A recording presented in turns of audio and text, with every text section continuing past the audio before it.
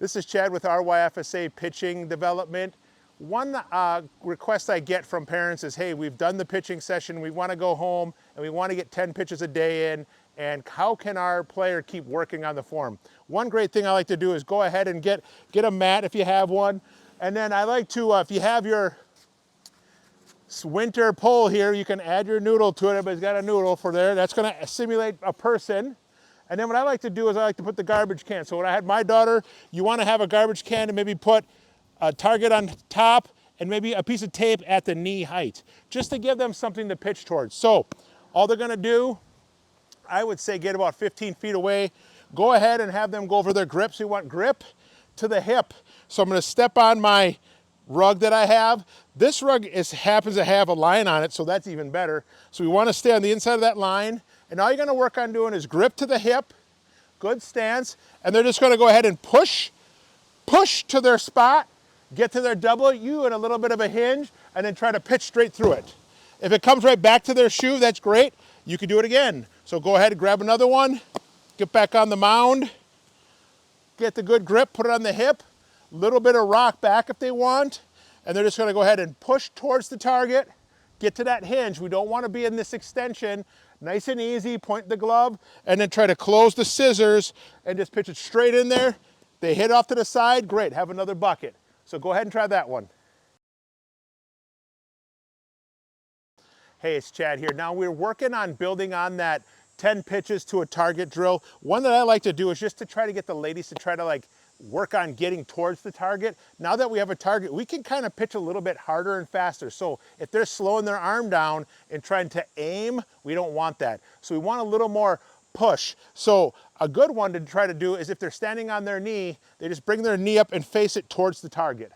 So right now I'd be facing towards the waste management sign. I'd put the ball on my hip, and now I'm going to kick and pitch. So kick and pitch. So they'll bring their knee up, they're going to kick, and they're going to kind of bring it to this spot right here. So they'll kick, get to the end of the carpet, hinge, and then go ahead and pitch. It comes right back to them. Now they got to let it go a little sooner. One little thing I like to introduce is if your daughter's doing well with the pitching target and they kind of want to work on that changeup, which I would start 8 to 10. It's probably an easier pitch to develop, but when you get one of these balls that is going to be optic in pink, what I usually try to do is if I take the Smile and I just hold it like I'm holding a C, I want to pinch in on that, and I pressure on those two fingers, and what I'm going to end up doing is throwing a changeup. So same thing they're going to do. They're going to take that horse shape, keep it in their pocket, right on their hip, right? So we got grip, hip, and what I'm going to do is I'm just going to push it towards it. They're going to get to the W, but when they get down to the slot, they're going to flip it over. So now the horseshoe is facing them, and then they're just going to flip it right at them, and it's going to come out of the bottom of the hand. So it'll come back up. I got a good grip.